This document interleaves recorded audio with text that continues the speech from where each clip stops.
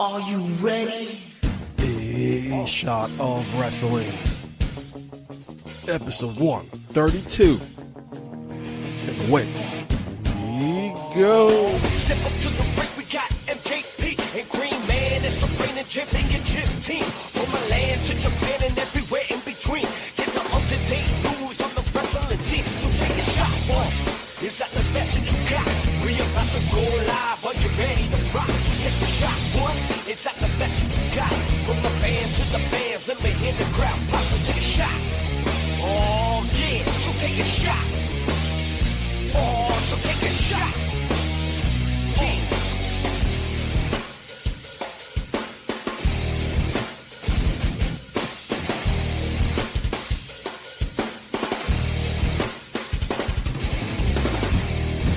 Welcome to episode 132. I am your host at Michael J. Putty. How is everybody doing this week? Hope everybody had a good week. If y'all listened to episode 131, part 2, sweet.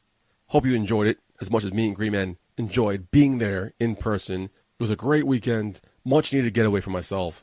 Good to get away, forget about life, forget about your problems, forget about everything, and just escape into the world that is professional wrestling. So big thank you again to Standalone Wrestling, who presented both Boardwalk Beatdown and Breakout. Great night, great weekend. So big thank you again. And I could use another weekend getaway because now your boy at Michael J. Putty's a little banged up. I've been driving for a while now, year and a half, almost 2 years now, and I got into my first accident tonight. I was driving on the highway. I was getting from one highway onto another. It's a big, long curve from one highway to the other. Traffic was very heavy. It's crawling. So we're inching away. And then I look in my rearview mirror. I see some sort of like gray SUV. So we're crawling along.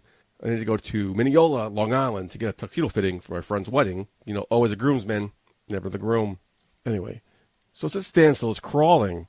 Then all of a sudden, I get, bam, rear-ended. And like, I jolt back. My neck snaps back. And I don't remember where I heard this, where I read this. Someone had told it to me before I started driving. They told me to adjust the headrest so your neck doesn't snap back. It should be at the level of your head. So if your head does get into an accident, you do get rear-ended, your head bounces off the headrest. So that's the first thing I did when I started driving. Good thing I did. It was very hard hit. I'm like, oh, fuck, what the I'm crawling along. There's no way to get off. It's a small, little, narrow road. So I'm thinking, all right, maybe I'll get off the next exit because I don't see a shoulder to get onto anywhere. So we're crawling. We're still proceeding. It's a big fucking white van. So finally, we're now approaching the highway that we're trying to get onto. And there's a little indentation on the shoulder. But a car's there already. Not enough room for me to pull over. Fuck. Let me just get off the next exit. See. Hopefully he'll follow me, right? My first accident, I don't know what to do. I'm assuming he'll just follow me.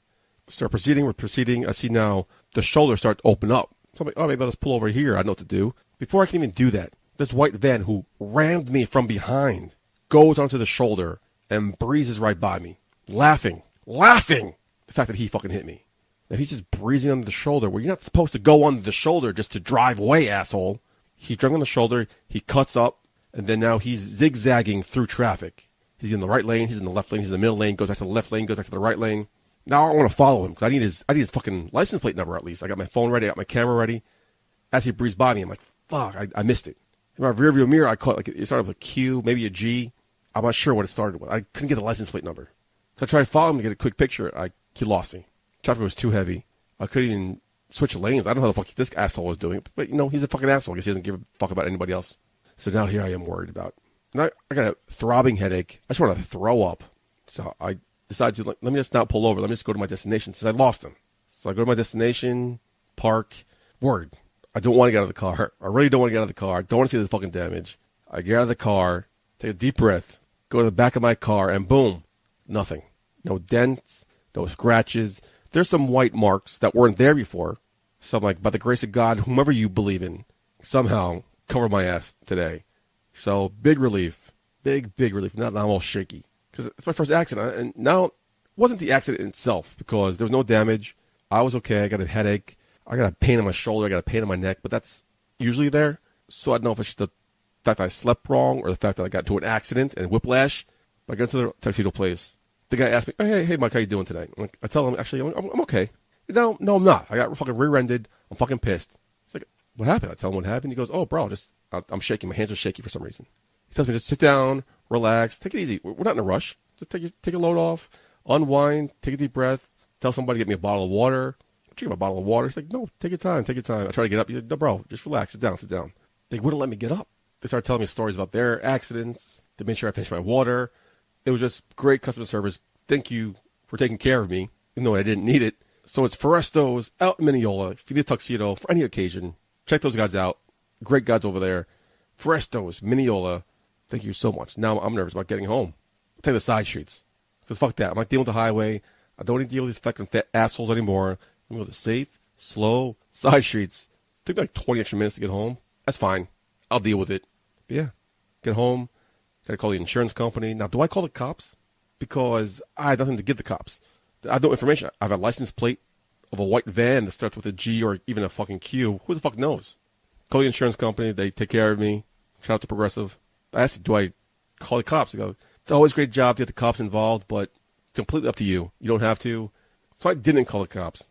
But it's reported on my insurance company in case this asshole, this laughing, smug piece of shit, decides to make a claim on me.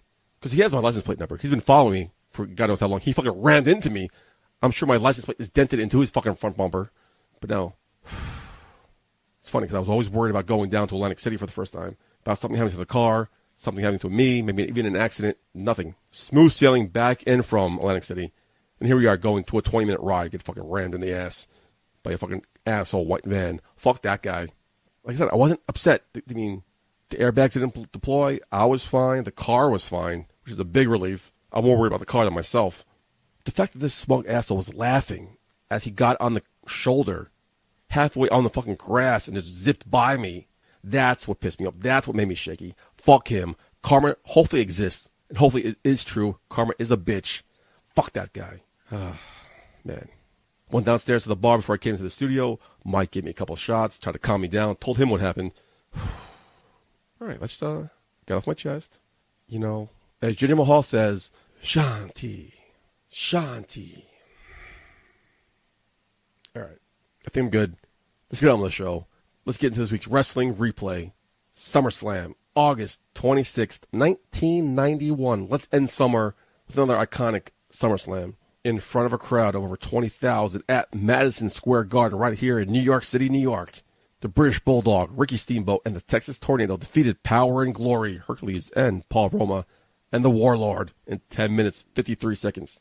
Bret Hart defeated Mr. Perfect to win the Intercontinental Championship in 18 minutes, 4 seconds. The Natural Disasters defeated the Bushwhackers in 6 minutes, 27 seconds. Virgil defeated the $1 Million Man Ted DiBiase to win the $1 Million Championship in 13 minutes, 11 seconds. The Big Boss Man defeated the Mountie in a jailhouse match in 9 minutes, 38 seconds. The Legion of Doom defeated the Nasty Boys in a street fight to win the Tag Team Championships in 7 minutes, 45 seconds. Erwin R. Shyster defeated Greg the Hammer Valentine in 7 minutes and 7 seconds.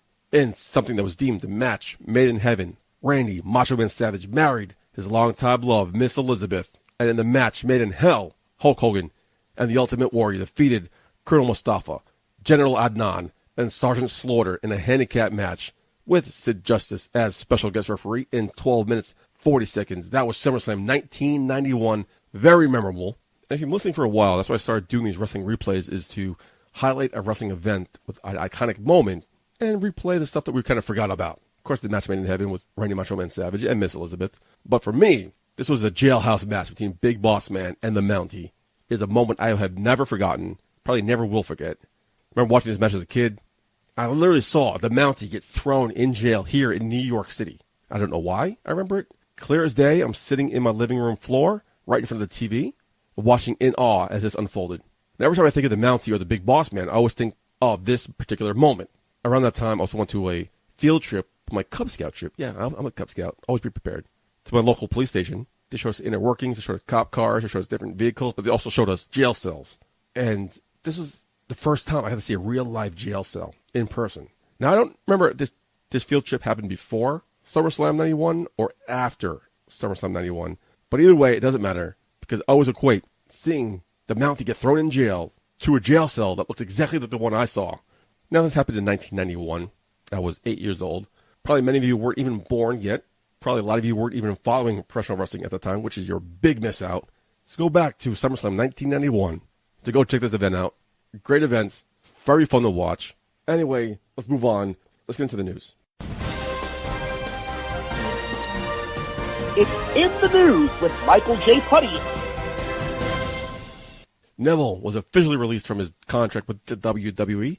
The Wrestling Observer newsletter notes he is free to go wherever he wants because there is a no-compete clause in effect.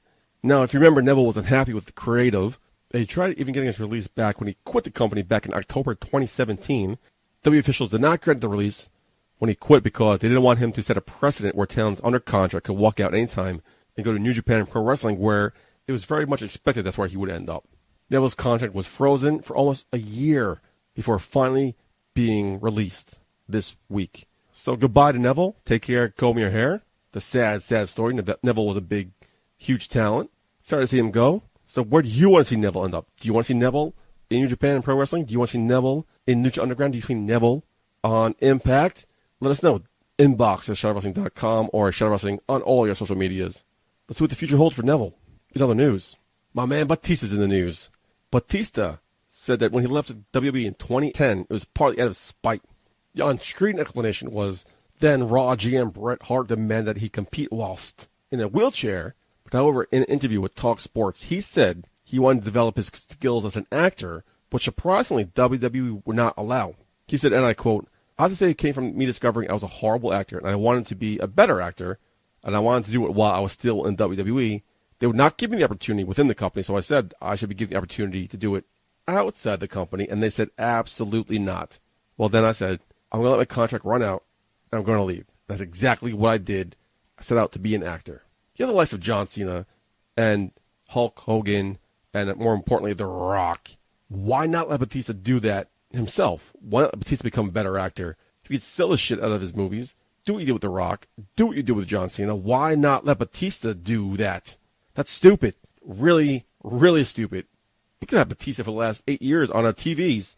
But no, WWE had to stick up their ass about Batista for some unknown reason. Good for Batista to standing for his morals. Good for Batista. Much respect. And it paid off. Because since leaving the company, he's become a major Hollywood player.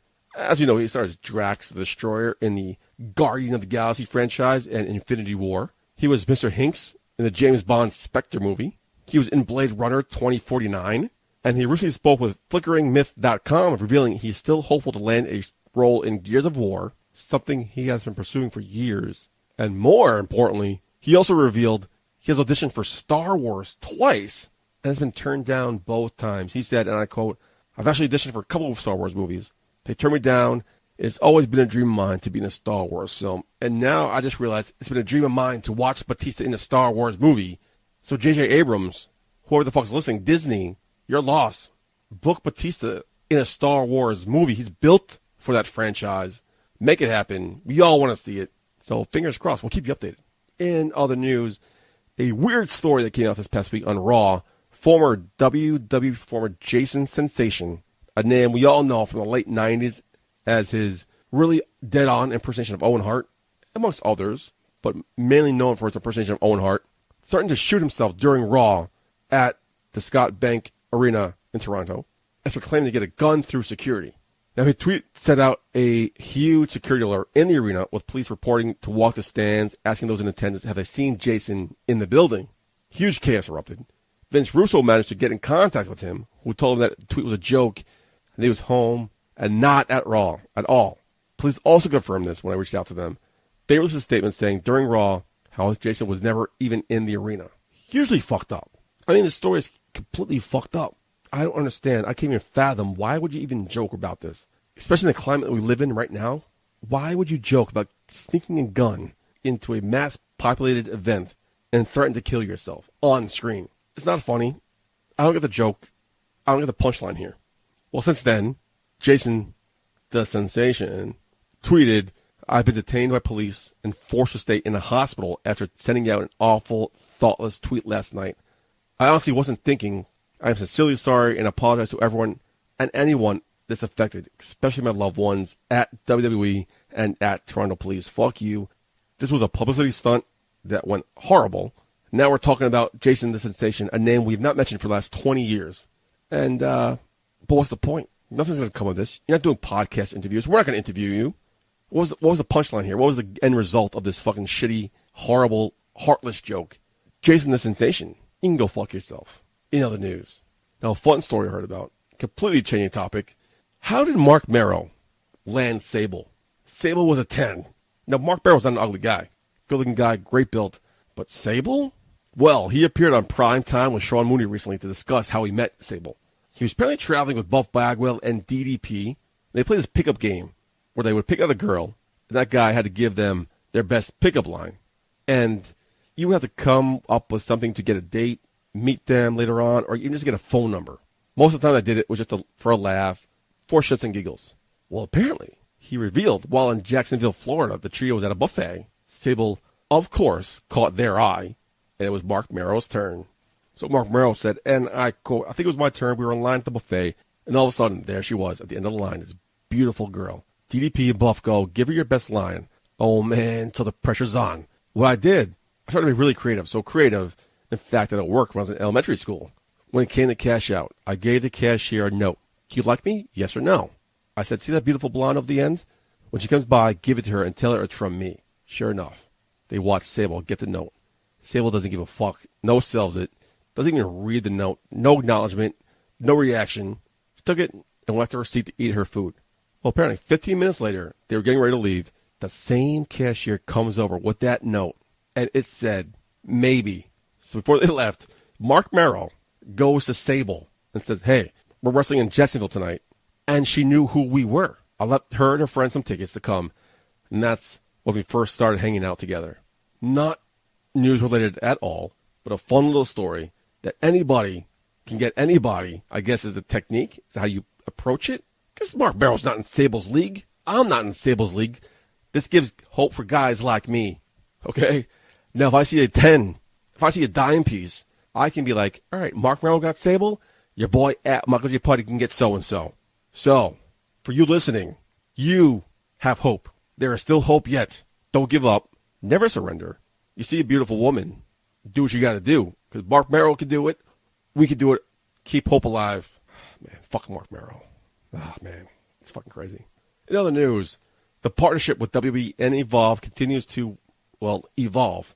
Evolve Wrestling announced that NXT star Velveteen Dream will be wrestling at their shows on September 7th in Joplin, Maryland, and September 8th right here in Queens, New York. WWE will be posting his opponents on their official website very, very soon, so we will keep you updated. Tickets are available at wnnlive.ticketfly.com. You want to see the Velveteen Dream before he gets called up to the main roster right here in Queens, or if you're in Maryland, check it out. Maybe your boys at A Shot of Wresting will be there as well. You never know. In other news, Pro Wrestling Illustrated has released their annual PWI Top 500 for 2018, even though the year is not even over yet. The top 10 read, The Miz came in at number 10, and it was number 10 last year. Tetsuya Naito was 12 last year, down number 9.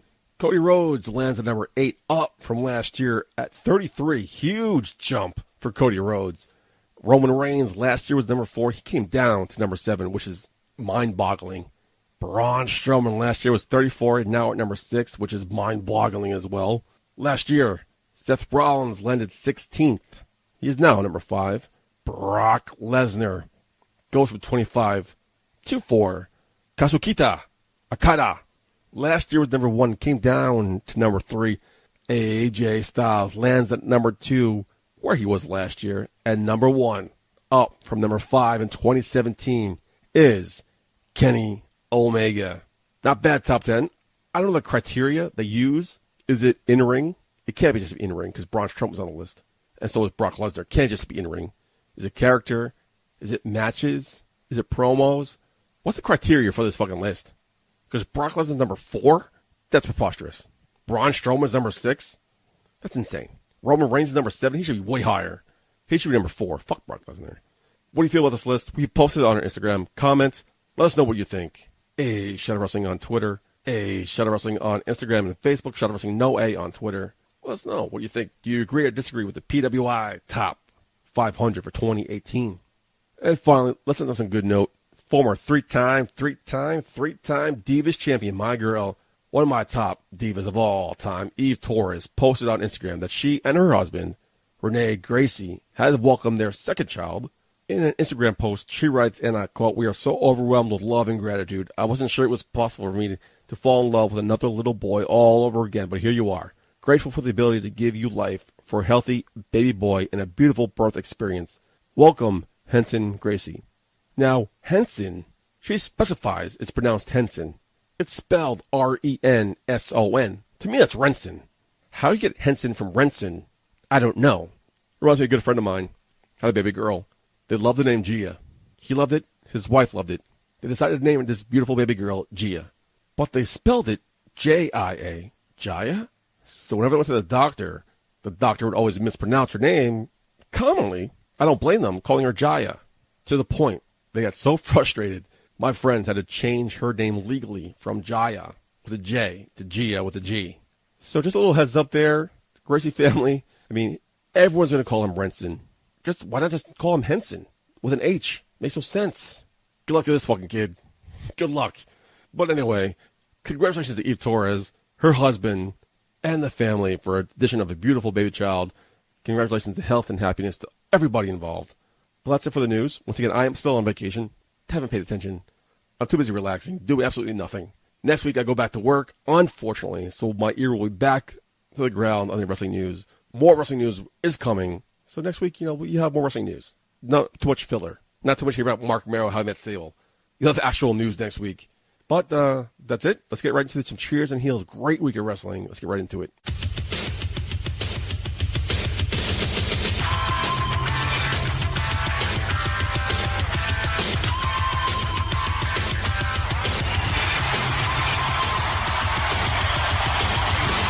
A Shot of Wrestling presents Cheers and Heels.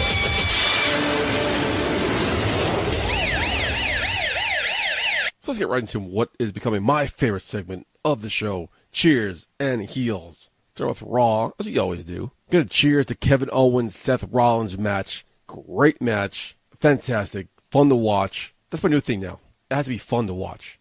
I don't care if it's technically great. I don't care if it's great for storyline-wise. It has to be fun for me. If you noticed for the last couple weeks, this match was fun to watch. Great job to both guys. But side heel, which is a cheer and a heel, Kevin Owens quitting. Like, what's this about? Where is this going? Where is this ending up? Because he's not going back to SmackDown, because Shane's still there. But his boy Baron Corbin and Stephanie McMahon are on Raw. So why is he quitting? Where's this going? Let us know your predictions on the future of Kevin Owens. I'm going to cheers the Revival getting an opportunity and their fantastic post-match promo. I've been big on the Revival since they debuted. Not true. When they debuted, I wasn't really crazy about them, but they won me over. Now they're involved in some sort of storyline with the Tag Team Championship. So, good job for the Revival. But I'm going to heel after their promo. Hey. They said top guys out. Hey. That's my thing. I end every show with putty out. So, insert name out has now officially become at Michael J. Putty's thing. Yeah, I stole it from Ryan Seacrest. I get that. He didn't even use it anymore, so I kind of adopted it as my own. And now we know that W listens to the show. We know for a fact they do. Why can't you guys steal some of Green Man's shitty fucking corny lines? Don't take my lines. Big cheers to the return of my girl Trish Stratus. I am so satisfied. Looking smoking hot as ever. Hashtag MILF status. I cannot wait to see her in action against Alexa Bliss at Evolution. And a big side cheers, the return of Mickie James. Perfect timing. I guess that's what they were doing, because I questioned a week or two ago, where was Mickie James? I guess they held her off for Trish Stratus, which makes sense. Great segment. Great segment at the bottom. The main event, was this supposed to be like a heel turn for Braun Strowman? Because he destroyed the Shield. But people don't like Roman Reigns. They love Seth Rollins and Dean Ambrose, but love Braun Strowman. But they hate Dolph Ziggler and Drew McIntyre. But Braun Strowman's aligning themselves with them, beating up on the people that they love. So was this a heel turn for Braun Strowman? Man, I hope not, because it's not going to work. So I'm curious to see how this plays out. And finally, for Raw, overall, good job for Baron Corbin as acting general manager. He did a great job. Came off very well. Congratulations to him. Looking forward to see what happens in the next couple of weeks. Let's go to SmackDown. Big cheers, the New Day 5 Timers Club celebration with King Booker. It's a fun segment to watch. It did not take itself too seriously, and that's what I liked. Kick back, relax, watch a stupid segment for like 10 minutes. Came off well. Good job to those guys. And oh, shit. It is the Colognes. I am very happy to see them back. I mentioned a couple months ago, where are they now? When they came over from Raw, I cheered them because they dropped that shitty fucking stupid gimmick with the pamphlets. And they were perceived to be a legit tag team. Their matches were fantastic. I was all in on the Colognes. But then someone got hurt. Don't know which one. And they were sidelined for a long time. But now they're back. And hopefully that they get a shot like a revival. Trust me. Give the Colognes time. Healthy time. Colognes are the future SmackDown Tag Team Championship. Don't know when. Don't know how long. But give the Colognes time. Colognes deserve it more than anybody on any show's roster. I'm going to cheers to Daniel Bryan versus Andrade Cien Almas. Another good, fun match to watch, beginning to end. And I normally hate when a great match, a great technical match, is interrupted by a shitty fucking finish. But it was The Miz. It was the Maurice. It was awesome. It added to their storyline. So I bought into it. So not only was it a great match, it was a great ending to a great match that progressed the storyline even further than it did last week. So good job to all those involved. I don't know about you, but I thoroughly enjoyed SmackDown. Let's get into some Lucha Underground. Cheers right away. Joey Mercury popped up as Johnny Mundo's best man at his wedding to Taya Valkyrie. I mean, it makes sense. So why wouldn't he be there? They're iconic. There's a legendary tag team. So that makes sense. It was good to see. I still don't know why he was let go from the WWE in the first place. But it's neither here nor there. A shout out to Matt Stryker for a great Seinfeld reference. Exolicious was pushed onto Stryker's lap at the commentary table during his No Mas match. Vampiro asked him, "Are you okay? Matt, are you okay?" Stryker hesitates and replies, I think I'm good, but I think it moved." Great reference. If you know anything about Seinfeld, you get it. Great Seinfeld reference. I appreciate that. Thank you, Matt Stryker. No, Exolicious was down during his No Mas match. I guess they have to say No Mas instead of I quit. Did I say I quit? It makes so much more sense. But Exolicious was being choked out. But instead of saying No Mas, the ref put the microphone in his face. The camera was in his face. And he said, "Fuck you." Uncensored on El Rey at 8 o'clock. No censored. He clearly said, "Fuck you." What are the FCC regulations here? How does this fucking work? How does he fuck you on a cable network? I'm curious. But anyway, in your main event, it was Johnny Mundo, Taya's wedding. Now, Matanza Cuerto broke it up and destroyed everybody, putting people through tables, spearing people. It was literally a shit show. But he was released, but the guy Johnny Mundo and Worldwide Underground keep picking on, the guy that idolizes Johnny Mundo, don't remember his name offhand, didn't write it down. But they always keep picking on this guy. He's a guy with a creepy talking doll, the guy that brutally murdered somebody last week on Lucha Underground. So, this guy gets a key, goes to where Matanza Cuerto is being kept under lock and key, and releases him to break up the wedding. But now, earlier on in the season, maybe episode 1 or 2, the guy currently running Lucha Underground, his dad, Mr. Cuerto, went to this dark, dungeony room, threw the keys to Matanza Cuerto to release him. So we think this guy's free now. But now, all of a sudden, he's still locked up under chain and key? Like, then why release him in the first place? If you're going to release him, only to chain him up again, why release him in the first place? What the fuck is this storyline going on with the Cuertos? I can go on and on about this. It's hugely a bane of my existence. But I digress. That was Lucha Underground. Let's get into Impact as they presented their event called Redefined. Quick update. That kid Ricky, who got ran over and killed by the OGs, we saw the point of view of his eyes closing. So apparently he's not dead. Apparently he's fine. He's going to make a full recovery. So get well, Ricky. Or Richie. I don't fucking know. It was Brian Cage and Phoenix for the X Division Championship. Now, Josh Matthews was talking about the accomplishments of Brian Cage. All the men he's defeated, because he's undefeated apparently. And he mentioned Impact star EC3 had a match with Brian Cage. And Brian Cage, quote unquote, sent him to a different universe. We haven't heard from him since. You know, Josh, I see what you did there. I appreciate that. But fucking Brian Cage, I think I talked about this a couple weeks ago. He's a fucking freak athlete. This guy's, 6'4", 275 pounds? Very impressive. He flies around, flips around, runs around like a fucking lucha, like a lightweight, both on Impact and Lucha Underground. He was a match against Phoenix. Phoenix did a suicide dive through the second rope. Brian Cage caught him by the neck and delivers a vertical suplex without Phoenix ever touching the ground.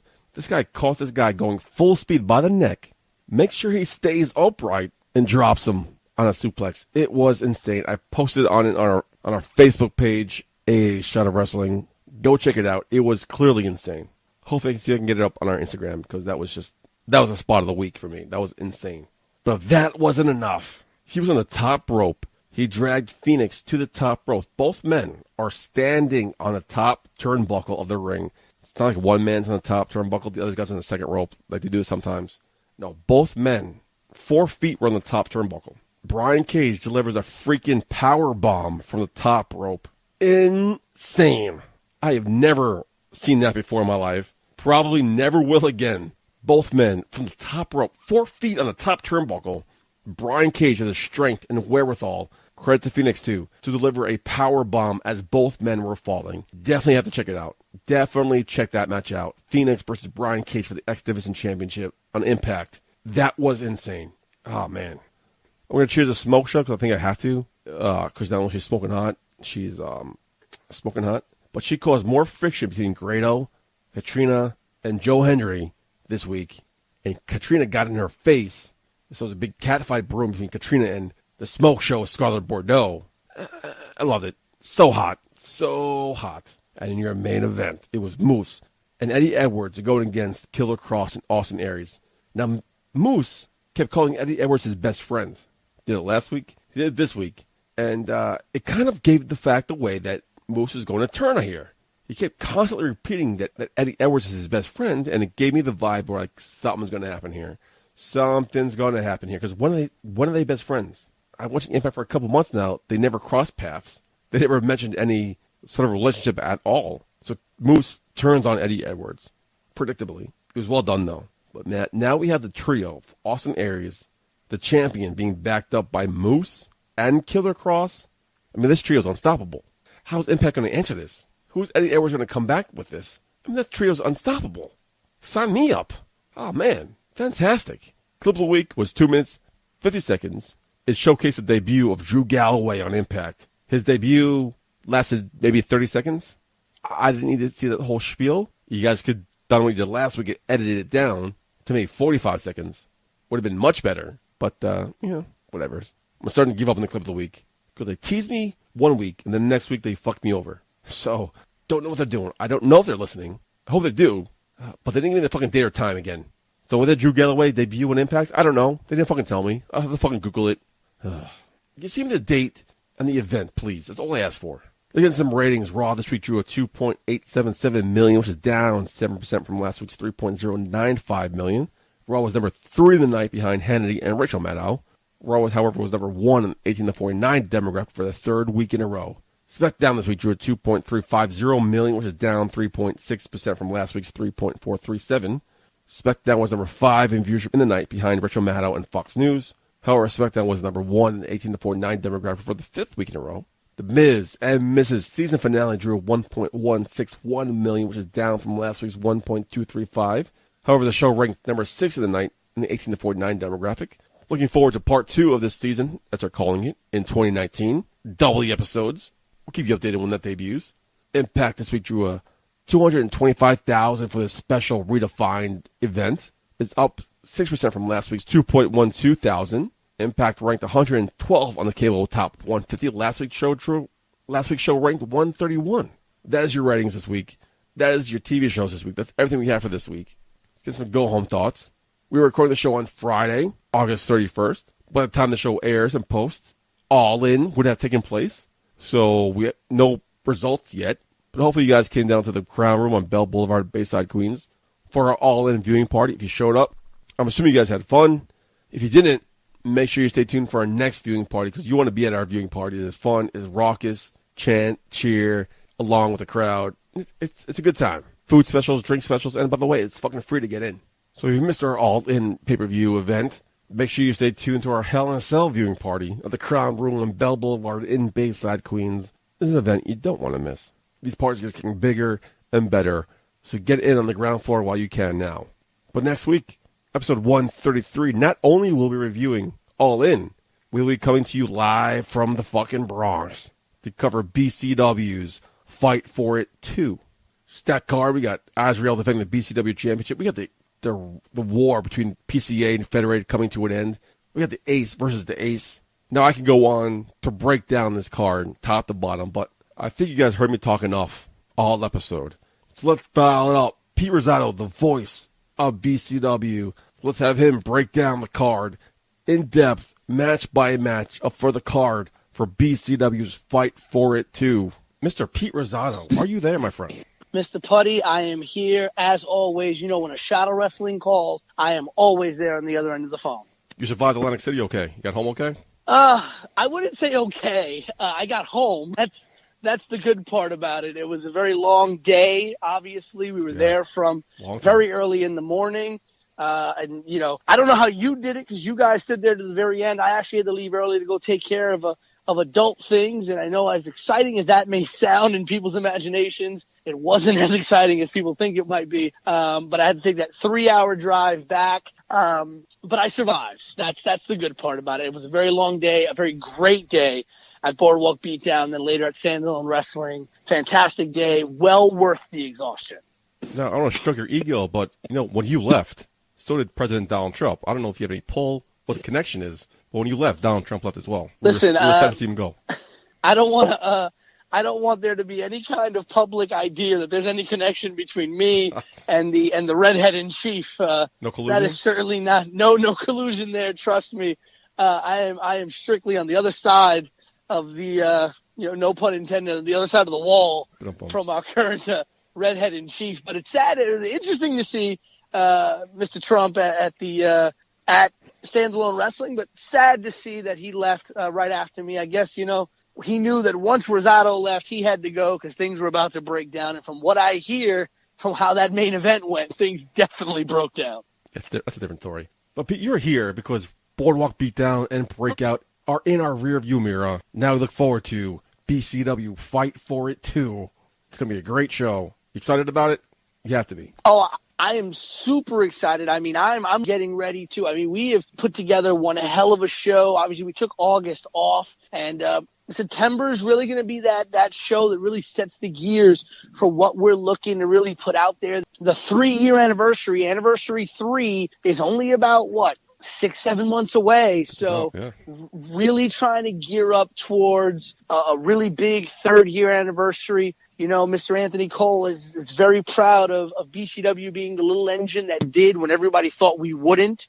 So really looking forward to Fight For It 2. Because if you were at Fight For It 1, which was a hell of a show, Fight For It 2 is going to be even better just by the looks of the card we put together. Green Man going to join you on commentary again? You know, Green Man's starting to, really kind of grow on the commentary team. He, the invitation will be there. And, Mr. Putty, I will say that if Green Man doesn't take the opportunity, I'm sure you wouldn't mind putting on the headset. Funny you mention that because I've been watching a lot of Mr. Perfect commentary. I've been practicing my pen flips. So if Green Man pulls a hammy, let me know. I'm ready to tag right in. But no, Green Man, the invitation for Green Man to join us on commentary will be extended once again. It's fun having Green Man there, and a lot of it for me is really kind of this idea of paying it forward. I remember when I first started getting involved in independent professional wrestling and knowing that I wanted to be a commentator, knowing that I wanted to be behind that desk. And wishing somebody would help open that door for me. And thankfully somebody did. And I'm just grateful for the fact that I'm now able to pay that forward and open the door for someone like Green Man, to make his mark in the business. So you, Green Man, AJ Pan, will be covering these matches. Start off with Rep versus East Coast Syndicate. This was a match put together, the brainchild of Mr. Anthony Cole himself. Walked into a creative meeting and literally like, we're doing the Rep versus East Coast Syndicate, and walked out. Like, literally that's what it was. Walks into the room, Rep versus East Coast Syndicate, walks out. We're just like, okay, Rep versus East Coast Syndicate. There we go. But East Coast Syndicate showed a lot of grit, a lot of heart in their BCW debut going right after the Ugly Duckling. Fortunately, didn't end the way East Coast Syndicate wanted it to end, as they were on the losing end of that match. And you'd think they'd take a step back and recover and recuperate against a team that they might have, from the outsider's view, a chance of like, oh, we could probably dominate this team. No, they get the rep. The last team in BCW to defeat the Ugly Ducklings. The Ugly Ducklings have, not been defeated many times in BCW, but they were defeated pretty handily by the rep. And from what we saw that night, in the words of one of my favorite hip hop groups, and I'm sorry, Cassius Ono, for kind of stealing the line here, but the rep ain't nothing to bleep with, if you know what I mean. I think I picked that up on. Yeah. Yeah, and so the East Coast Syndicate, these two kids, they're really going through baptism by fire here. It'll be a really, really big upset if they get the win. But my vote, I'll be very honest with you, I'm taking the rep here on September 7th. And the rivalry continues. Joey Ace versus Ace Andrews. I mean, listen, these two guys, something's got to give between these two guys. I mean, Ace Andrews, a proud kid, but going up against a veteran like Joey Ace, it's really tough. Ace Andrews was asking for that rematch, and Joey Ace finally gave it to him, when he cost, really kind of, causing Joey Ace a lot of trouble here. He defeated Jess Neff, kind of controversially at the end with Jess Neff and Joey Ace kind of attacking him, so maybe a big setup by Joey Ace here, but Ace Andrews has got a lot of heart, he's got a lot of gumption, he's got a lot of grit. I don't know if he's got a lot of brains continuing to pick this fight against Joey Ace, but you know what? Heart and gumption and drive and perseverance can get you places. I think Ace Andrews can maybe sneak out a win, but to be honest with you, Joey Ace, in my opinion, has the advantage going into this match, just the experience.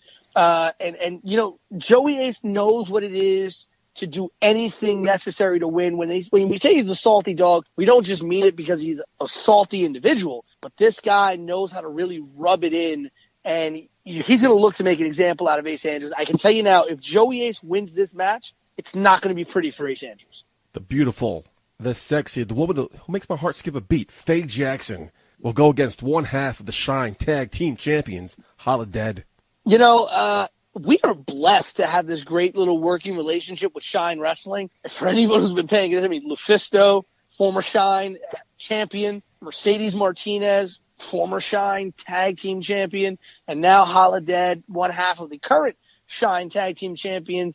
Faye Jackson has got one heck of a challenge against her going up against Holidead. The last time she faced someone that came in from Shine Wrestling, that being Lufisto, that's right. She gave it her all. She had a really tough challenge. Gained a lot of respect from Lufisto in that night, but actually ended her undefeated streak that night as Lufisto handed her first BCW loss. This is going to be a very interesting clash of styles. I mean, Holidead is eccentric is not really the word, Mr. Putty. I don't know what to really say when you're talking about Holidead. I don't know the word either. I mean, this is the one. I mean, you've seen the painted face. I mean, listen, we've seen Jeff Hardy. We've seen all these people that paint the face and everything, but Holidead takes it to a whole new level. And you know how kind of like Finn Balor talks about how the demon's his alter ego? Yep. I kind of feel like Holidead is like the 100% ego of this individual, and it can be very scary. I don't know what we've unleashed on BCW come September 7th. All I can say is I think Faye's got a really, really tough test ahead of her, but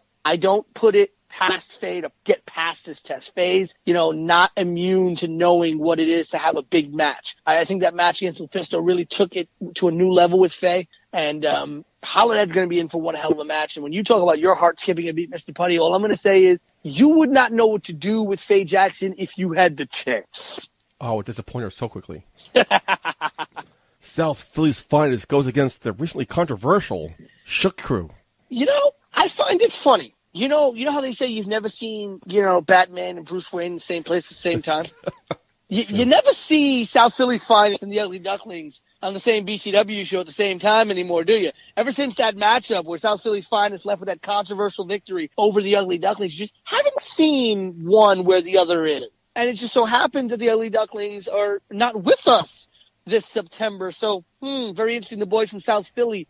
And you said it best, the highly controversial Shook Crew. I mean, these guys not against picking a fight with anyone. You know this, and Green Man know this after finding out they had a little bit of a back and forth with the Boulevard Bullies. That's right. But do not underestimate the goatiest of all time, Bobby Orlando and Bryce Donovan. These two kids, while controversial, they are very, very talented, very young, very hungry, and they're going to have to be just that if they want to beat those young lions from South Philly, Luca Brasi and Jimmy Conway. The retrosexual Anthony Green makes his BCW debut against the new legendary action wrestling champion, the sexy Zane himself, Eric Jaden. Oh, the sexy saying black Eric Jaden, a new level of evolution, a new power level for Eric Jaden after capturing this championship from this other company that, let's just say they're better off because Eric Jaden's their champion now, right? Elevates them. Oh, tremendously. But let's get to, I am super duper happy that the retrosexual Anthony Green is making his BCW debut. This is the Uncle Jesse of independent wrestling, Michael J. Putty. Nice. And I really am hoping that the Platinum Honeys come with Mr. Anthony Green. If you want to talk about Faye Jackson making your heart skip a beat, Michael J. Putty, wait until you get a glimpse of Anthony Green's Platinum Honeys. Oh, my Lord. See, I love honeys. I love them when they're platinum, so now I'm really excited. Yeah, I could tell you, this, in my opinion, in just value alone, this is probably going to be one of the matches of the night. And as you've seen BCW management describe it, this will probably get us a fine from the FCC. Wrestling's richest prize, Darius Carter, goes against Casey Navarro. I'm a big fan of Casey Navarro as a person and as an athlete, as a professional wrestler. I'm a fan of Casey Navarro. He came to BCW management and he said, I'd like to come to BCW, and I'd like a match in September if we can make that happen. And I remember being in the room when he was asked, well, if you could fight anybody on the BCW roster right now in September, who would you want to face? And he said Darius Carter, and I can tell you I almost fell out of my chair. Big challenge, yeah. For anybody to want to step into the ring with Darius Carter, especially right now, the way that Darius Carter has been on a tear, the way that Darius Carter has been brutalizing opponents. I mean, Mercedes Martinez beat Darius Carter in June. But if we're being very honest, Darius Carter took Mercedes Martinez to a limit. Definitely. That night. And then obviously we saw what he did in July against Tim Hughes. He spared no expense at brutalizing Tim Hughes in that ring at BCW in July. So a part of me wants to see Casey Navarro really kind of pull this out because I'm a huge fan of Casey Navarro. And I really think that Darius Carter needs to be kind of, cut down at the knees a little bit just because of the way that his ego continues to rise and rise and rise. I know he wants a shot at that BCW World Heavyweight Championship, but Casey Navarro, I think, is walking into a lion's den in September. Part of me just hopes that he can walk out of that ring at the end of that match. Azrael defends the BCW World Champion against the Concrete Rose, Sonny Kiss, or, as you all know him as Exolicious from Lucha Underground. Big Get. And killing it at Lucha Underground is Sonny Kiss. Azrael's legacy as the BCW champion has been all about opportunity. Yep. Right? He hasn't, like many champions in independent wrestling, he hasn't waited for some big name from somebody from a signed contract and a signed company to walk in the door to fight the champion to boost ticket sales and things like that. No. Azrael has said, he's gone to BCW management and says, whoever you put against me will be the main event. Very simple. Look at the people that he's faced since being champion. Papa Don, Richard Holiday, and Sean Carr. And if we're going to be very honest, tell me that his match against Papa Don was not one hell of a match. Oh, it was a great match. Tell me his match against Richard Holiday on 3 days' notice was not one hell of a match. Right? Tell me his match with Sean Carr was not one hell of a match. Plus, the match he won it at against Joe Gacy and Mike Orlando was one hell of a match as well. That triple threat match where he won the championship as well. So talk about opportunity. Talk about being made the main event because you're fighting Azrael, because you're fighting for the BCW World Heavyweight Championship. But I've got to be real honest. With the role that Sonny Kiss has been on, this could be Azrael's biggest challenge today. Okay? Sean Carr, great guy. I've been a big fan of Sean Carr for a long time. I know Sean Carr and Azriel have been to war for a very, very, very long time. But Azriel knows Sean Carr left, right, inside, and out. Do you think the victories picked up in the Temple on a main event national stage gives him more motivation to win this match? I think it does. It's also a bit of a homecoming for Sonny Kiss. Sonny Kiss was with BCW for a couple of shows here and there back when BCW was still getting started and in its first and second year. And then Sonny Kiss obviously went off to go do Lucha Underground, now coming back and getting this big opportunity here against Azriel. I think this is the toughest test for Azriel because of that national stage that Sonny Kiss has been on. It's a whole new Sonny Kiss. But again, like I said, Richard Holiday had a disadvantage because he was going in there on 3 days' notice against Azriel. Now, Azriel being the veteran that he is, he can do that kind of thing. But Richard Holiday, 3 days' notice, kind of a disadvantage there. He knows Papadon inside and out like a book. He knows Sean Carr inside and out like a book. This is different. Honestly, there's a lot of expectations on both sides. Azriel wants to walk out just as he walked in, BCW World Heavyweight Champion. But imagine what could happen on September 7th if Sonny Kiss somehow, some way is able to win the BCW World Heavyweight Championship and takes it to the Temple. Can't wait. And your co-main event, the war will come to an end. Federated goes against PCA.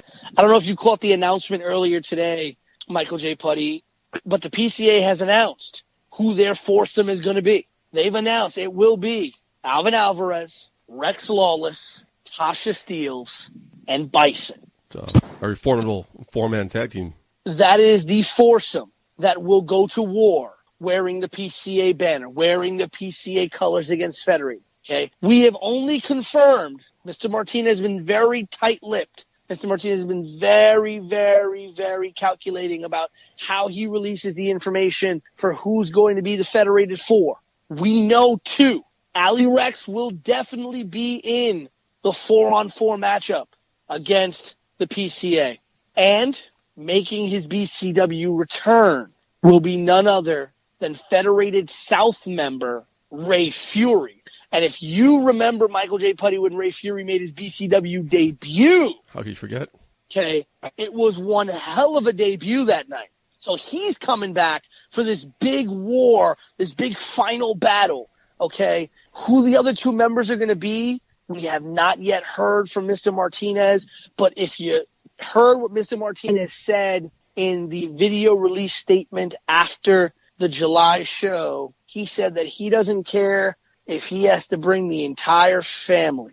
Federated has an incredible roster of individuals. PCA does as well. This is going to be an explosion, okay? And I can tell you exclusively here on A Shot of Wrestling, Michael J. Putty. Mm-hmm. I can tell you right now, because of the explosion that this is going to be, BCW management has decided that this will be the final match of the evening. Oof. On September 7th.